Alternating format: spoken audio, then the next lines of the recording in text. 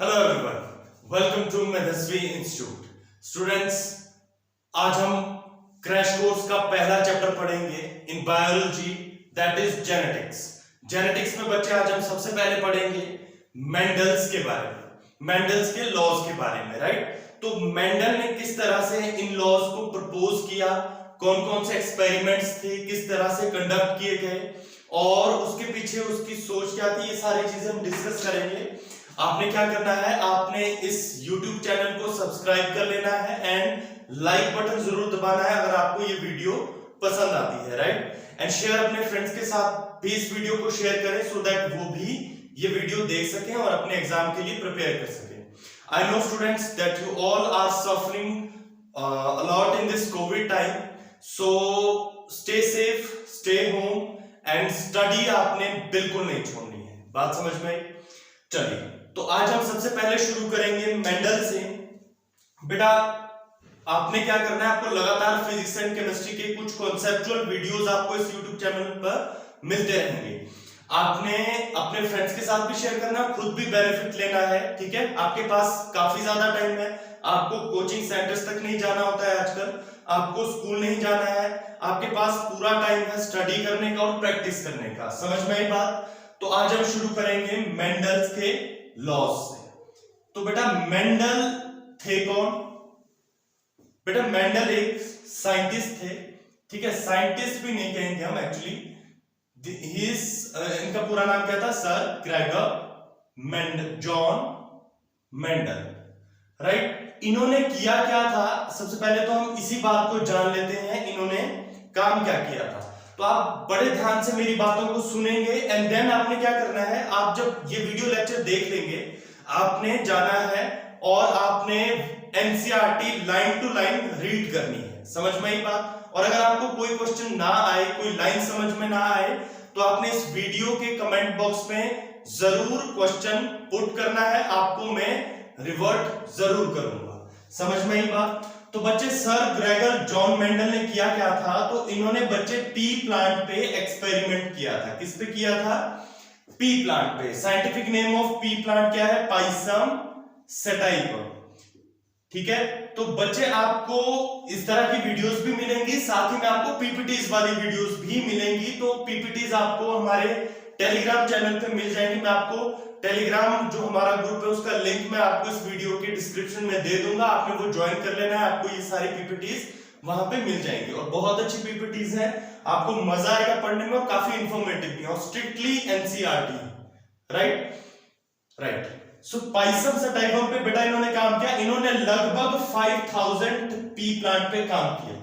5000 P plant पे काम करने के लिए इनको टाइम पीरियड कितना लगा, तो बेटा इनको टाइम लगा लगभग 7 इयर्स।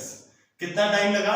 लगभग 7 साल इनको टाइम लगा। कब से कब तक इनको टाइम लगा? 1858 से लेकर 1865 तक इन्होंने पी प्लांट पे काम किया।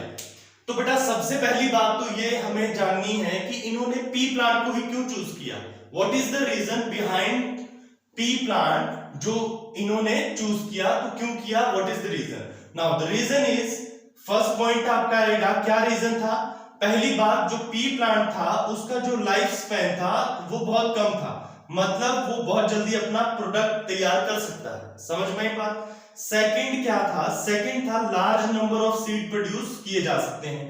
तो बहुत सारे सीड्स प्रोड्यूस किए जा सकते हैं ना इन पी प्लांट पे, एक ही बारी में बहुत सारे सीड्स प्रोड्यूस किए जा सकते हैं, जो कि काफी बेनिफिशियल भी है।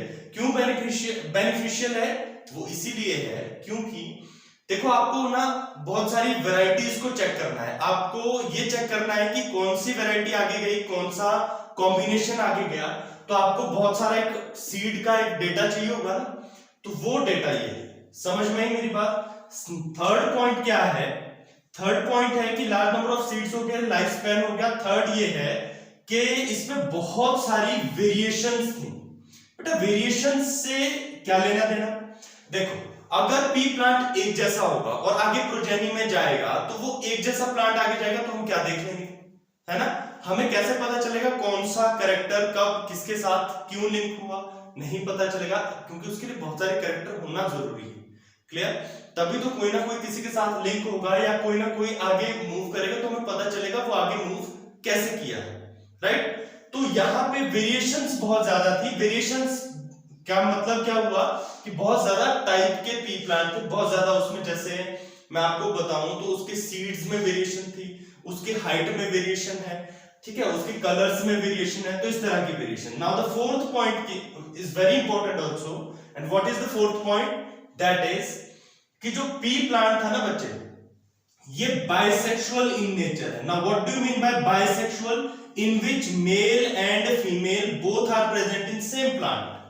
सो in case of pea plant क्या होता है, मेल एंड फीमेल दोनों एक ही प्लांट के पास है। अगर बच्चे दोनों मेल और फीमेल एक ही प्लांट के पास है तो इसमें हमें selfing as well as cross pollination देखने को मिलेगी। Now what is selfing? ठीक है, क्रॉस पॉलिनेशन देखने को मिलेगी। Now what is selfing? Selfing कब पॉसिबल है? Selfing only possible in case of bisexual plant. Obviously selfing के लिए मेल जब फीमेल से रिप्रोड्यूस करेगा तो वो एक ही प्लांट में होना चाहिए, that's why the name is selfing, right.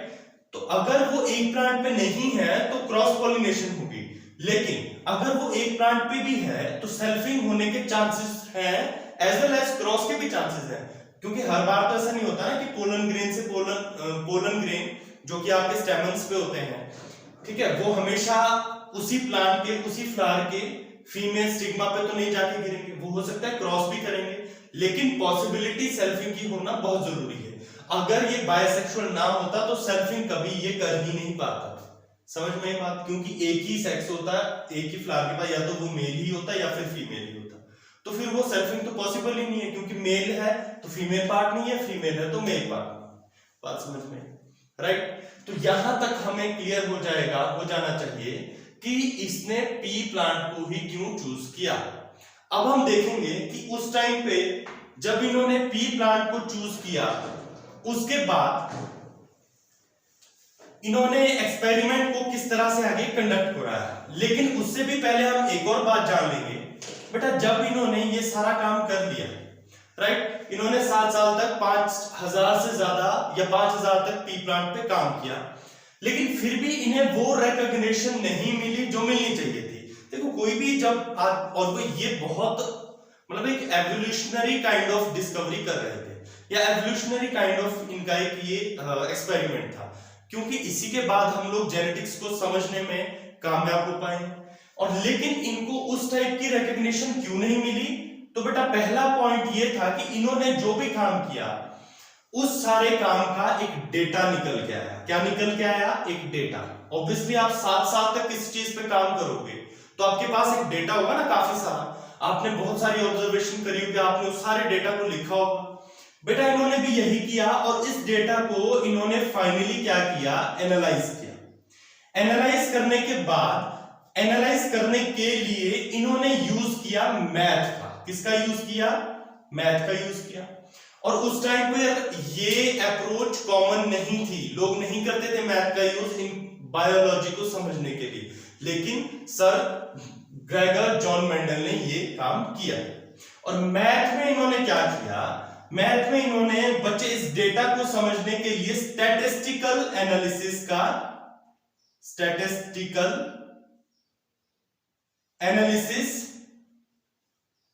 Use करें ना। Statistical analysis always deals with data, right. So यहां पे इन्होंने डेटा को समझने के लिए स्टैटिस्टिकल एनालिसिस का यूज किया, विच इज टोटली डिफरेंट उस टाइम के साइंटिस्ट के लिए। और उन्होंने क्या किया? इस सारे मेथड को ही डिस्कार्ड कर दिया। जितने भी साइंटिस्ट उस टाइम थे, जिनकी भी नजरों में, या हम कह सकते हैं जिन्होंने भी सर ग्रेगर जॉन मेंडल की फाइंडिंग्स को पढ़ा, जो भी इन्होंने 7 ईयर तक किया था, राइट। सो सेकंड पॉइंट क्या था बच्चे? सेकंड पॉइंट ये था, चलो डेटा तो ये हो गया, ठीक है। सेकंड ये था, इन्होंने जो जर्नल का यूज किया, ठीक है, जहां पे इन्होंने पब्लिश कराया अपने फाइंडिंग को, अपने रिसर्च वर्क को, वो ज्यादा पॉपुलर नहीं था। अब वो पहुंचा कुछ साइंटिस्ट तक, और जिन साइंटिस्ट तक पहुंचा उनको समझ नहीं आया या फिर उन्होंने रिकॉग्नाइज नहीं की। अगर ये ज्यादा पॉपुलर होता तो ज्यादा साइंटिस्ट तक पहुंचता, तो शायद कुछ होते जो इन्हें रिकॉग्नाइज करते और जो समझते चीजों को कि इन्होंने जो भी काम किया वो सही है, लेकिन ऐसा नहीं हो पाया। तो ये एक सेकंड मेन रीजन रहा, राइट। तो ये कुछ रीजंस थे जिनकी वजह से सर ग्रेगर जॉन मेंडल का जो काम है वो उस टाइम पे अनरिकॉग्नाइज्ड है। बेटा इनके काम, इनका जो पब्लिश हुआ था ना journal, that is in 1866।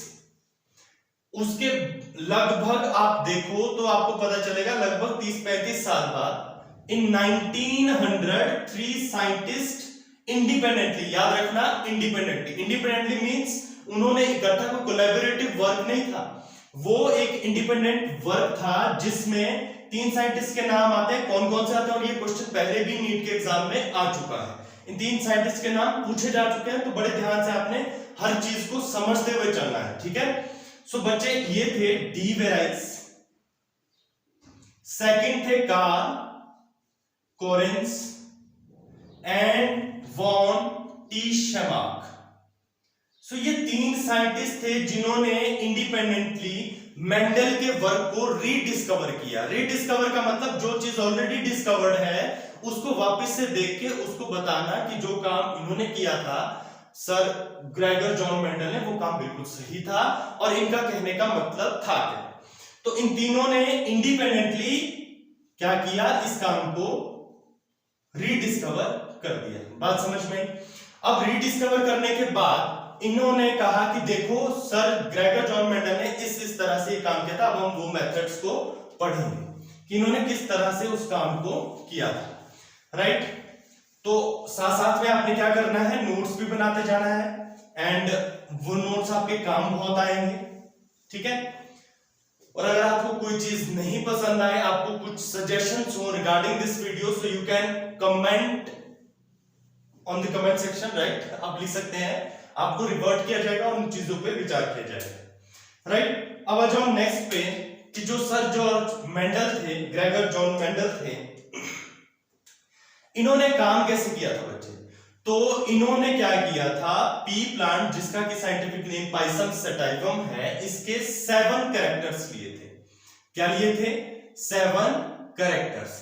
Now what is character, याद रखना if I say that 2 girls are here, ठीक है। मान लो 2 लड़कियां हैं यहां पर, ठीक है।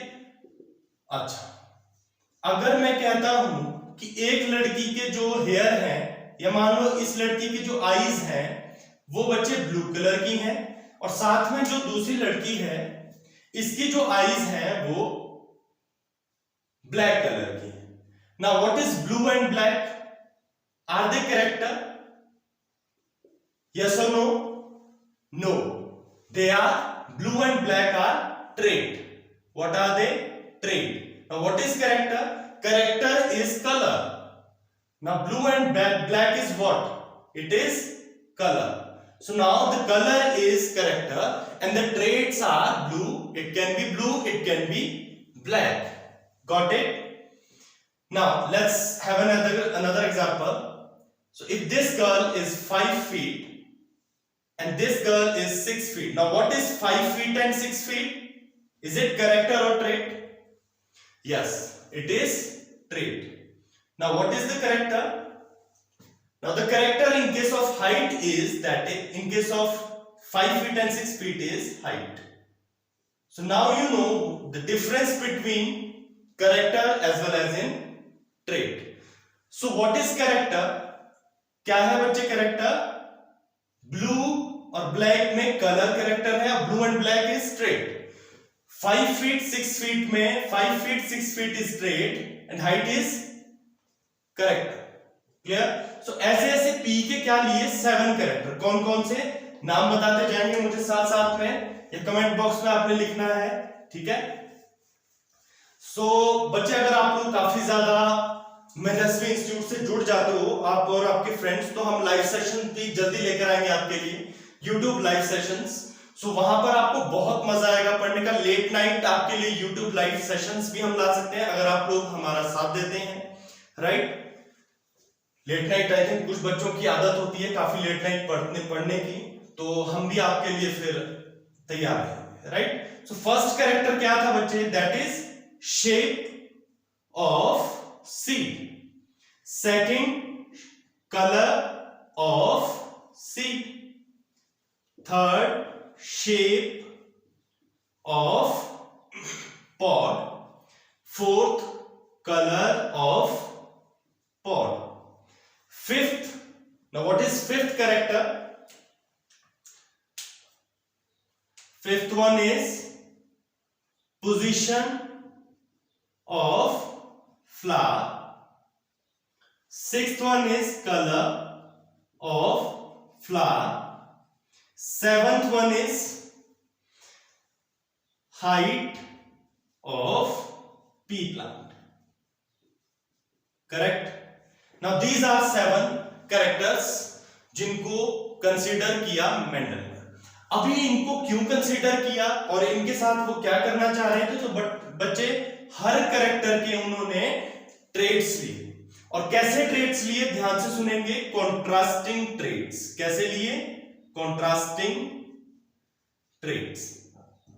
बेटा what is contrasting traits meaning? What is contrasting? बिल्कुल ऑपोजिट। ऑपोजिट कैसे? जैसे ब्लैक का व्हाइट, छोटा का बड़ा, मोटा का पतला, समझ में आ रही बात? ऐसे कॉन्ट्रास्टिंग ट्रेड्स। तो शेप ऑफ सीड में क्या आया?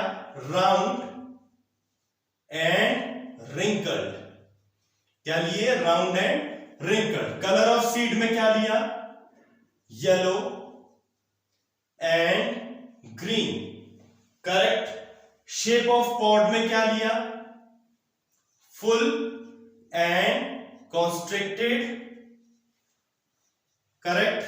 कलर ऑफ पॉड में क्या लिया? बिल्कुल उल्टा हो जाएगा, ग्रीन एंड, उल्टा किसका होगा? कलर ऑफ सीड का, green and yellow. Correct. Position of flowers में axial and terminal. Now next one is colour of flower में white and violet. Right. Height of flower में that is tall and dwarf. बोलो बात समझ में? Right. So these are contrasting traits. So 7 character has how many contrasting characters? How many contrasting traits? 40. Clear? तो अब हम चलते हैं नेक्स्ट स्टेप पे। अभी उनका नेक्स्ट स्टेप क्या था वो जरा बड़े ध्यान से सुनेंगे। इन्होंने क्या किया? हर ट्रेट की क्या बनाई? Pure breeding lines. क्या बनाई?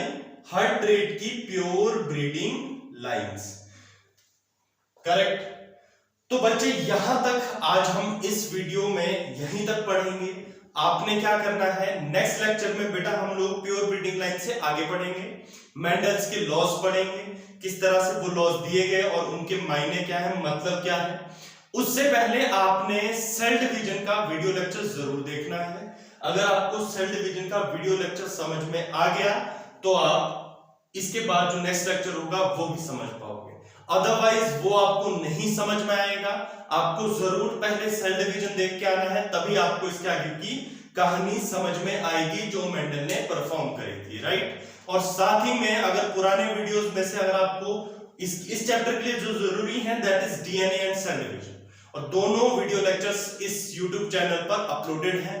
आपको बहुत अच्छे से उन वीडियोस में समझाया गया है, तो आपने वो देख लेनी है और आपने इस वीडियो को अपने फ्रेंड्स के साथ शेयर करना है, लाइक एंड सब्सक्राइब जरूर करना है एंड बेल आइकन जरूर दबाएं सो दैट नेक्स्ट टाइम जो भी इसका नेक्स्ट पार्ट हम डालें वो आपको सबसे पहले मिले। So thank you students, thanks for watching.